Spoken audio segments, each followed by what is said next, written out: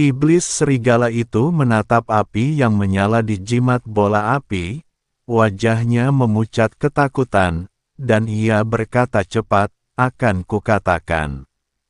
Akan kukatakan. Kudengar iblis angin hitam ikut serta dalam pengepungan keluarga Hu saat itu, tapi aku tidak tahu detailnya. Apakah kamu yakin? Tanya Chen Ping. Aku yakin. Kata iblis serigala cepat, aku tahu ini setelah mendengar percakapan antara kepala desa dan wakil kepala desa. Chen Ping dan Hu masih saling berpandangan, dan secercah kemarahan terpancar di mata mereka. Aku tidak menyangka iblis tua angin hitam juga ikut serta dalam genosida tahun itu. Sepertinya kekuatan di sekitar Gunung Jiupan semuanya terkait dengan genosida keluarga Hu. Kau boleh mati sekarang, kata Chen Ping, lalu pada saat yang sama mengayunkan pedang pembunuh naga dan membunuh iblis serigala itu. Apa yang harus kita lakukan sekarang? Tanya Hu Masi. Pertama, singkirkan mayat Master Lembah Ular Hijau, lalu kembali melapor kepada iblis tua angin hitam. Chen Ping berkata, kita harus berpura-pura tidak tahu apa-apa dan memanfaatkan kesempatan ini untuk mencari tahu lebih banyak informasi di desa angin hitam. Kedua lelaki itu membuang mayat Master Lembah Ular Hijau dan iblis serigala, lalu kembali ke desa angin hitam dengan kepala Master Lembah Ular Hijau. Setelah kembali ke desa angin hitam, keduanya menyerahkan kepala Master Lembah Ular Hijau kepada iblis tua angin hitam. Iblis angin hitam tua menatap kepala Master Lembah Ular Hijau dan menunjukkan senyum puas di wajahnya. Bagus. Bagus. Bagus. Aku tidak menyangka kalian berdua benar-benar akan membunuh Master Lembah Ular Hijau. Kalian benar-benar hebat. Mulai hari ini, kalian adalah orang-orang desa angin hitamku. Terima kasih, Kepala Desa, telah menerima kami, kata Chen Ping. Sama-sama, kata iblis angin hitam tua itu, aku akan menyiapkan tempat untukmu menginap. Kau bisa istirahat dulu. Aku akan memberimu tugas besok. Iblis tua angin hitam meminta anak buahnya untuk membawa Chen Ping dan Hu Masi ke bawah untuk beristirahat, sementara dia mengambil kepala Master Lembah Ular Hijau dan berjalan ke ruang rahasia di belakang aula konferensi. Di ruang rahasia, seorang lelaki tua berjubah abu-abu sedang duduk di kursi dengan mata tertutup. Lelaki tua itu berwajah pucat dan berambut abu-abu, tampak sangat tua, tetapi ia memancarkan aura yang kuat, tak kalah hebatnya dengan aura iblis angin hitam. Tuan, penguasa Lembah Ular Hijau telah kubunuh. Iblis angin hitam membungkuk kepada lelaki tua itu dan berkata. Lelaki tua itu perlahan membuka matanya, kilatan cahaya melintas di matanya. Bagus sekali, bagaimana dengan kedua biksu manusia itu? Apakah mereka bisa diandalkan? Lelaki tua itu perlahan membuka matanya, kilatan cahaya melintas di matanya. Bagus sekali, bagaimana dengan kedua biksu manusia itu? Apakah mereka bisa diandalkan? Sepertinya tidak ada yang salah dengan mereka, tapi saya tidak tahu latar belakang mereka. Iblis angin hitam berkata, aku berencana mengamati mereka sebentar.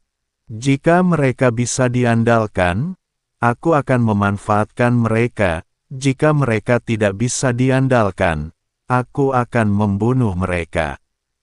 Ya, pria tua itu mengangguk. Gunung Jiupan akhir-akhir ini tidak stabil, dan ada beberapa pergerakan di Istana Iblis Hitam, jadi kau harus lebih berhati-hati. Selain itu, kejadian-kejadian yang menimpa keluarga Hu harus dirahasiakan dan tidak boleh diketahui oleh siapapun. Murid mengerti, kata iblis angin hitam tua. Orang tua itu menutup matanya lagi, dan setan angin hitam membungkuk dan meninggalkan ruang rahasia itu. Di sisi lain, Chen Ping dan Hu masih dibawa ke kamar tamu. Kamarnya sederhana tetapi bersih. Siapakah orang tua itu tadi? Hu masih bertanya. Saya merasakan auranya sangat kuat, lebih kuat dari setan angin hitam. Entahlah, kata Chen Ping, tapi yang pasti, identitasnya tidak sederhana. Kemungkinan besar dia dalang di balik desa angin hitam. Apa yang harus kita lakukan sekarang? Tanya Hu masih. Istirahatlah dulu, lalu cari berita di malam hari. Chen Ping berkata, pertahanan desa angin hitam sangat ketat, kita harus bertindak hati-hati. Mereka berdua beristirahat sejenak, dan ketika malam tiba, mereka diam-diam meninggalkan kamar tamu dan menuju ruang rahasia di belakang ruang konferensi.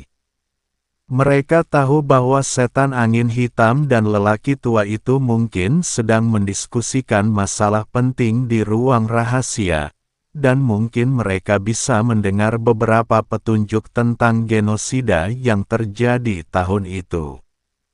Keduanya dengan hati-hati menghindari para pembudidaya iblis yang berpatroli dan tiba di pintu ruang rahasia.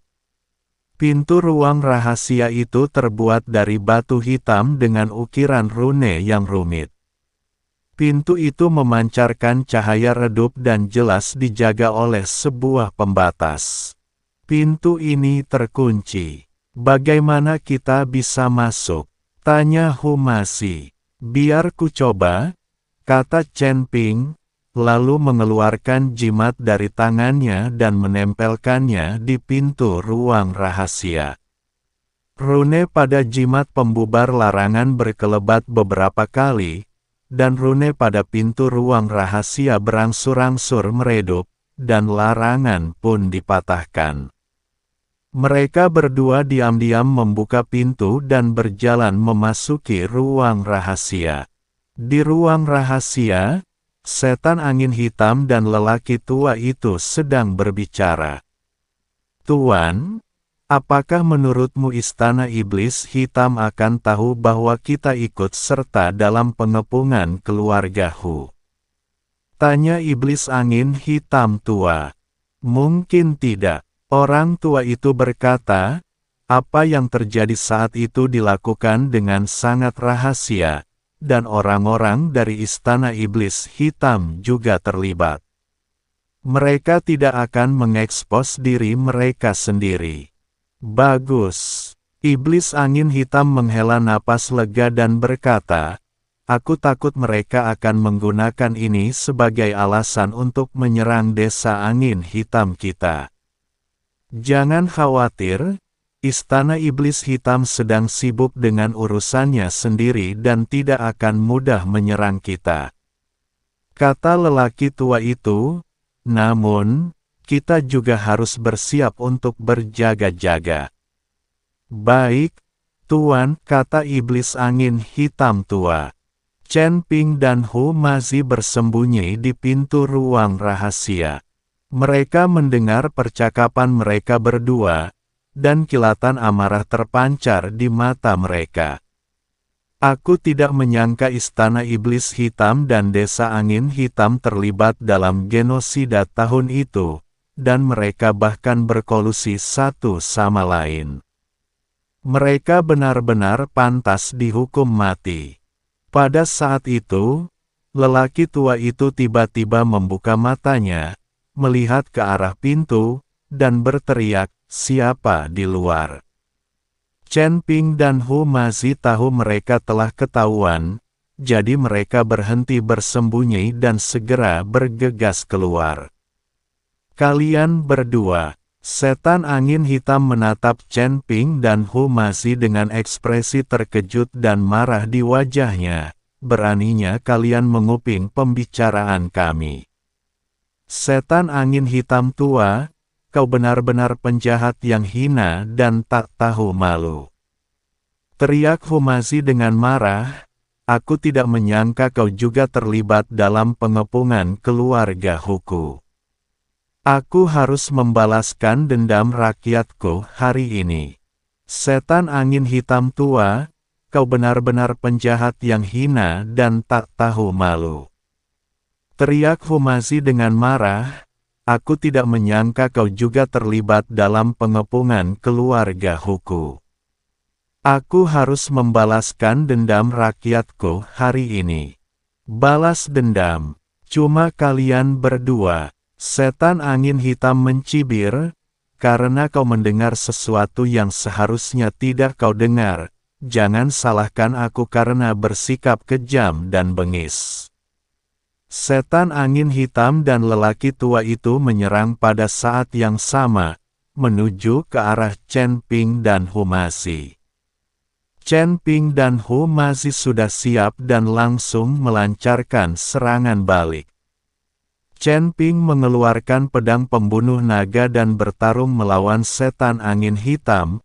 Hu Mazi mengeluarkan kertas jimat dan bertarung melawan orang tua itu.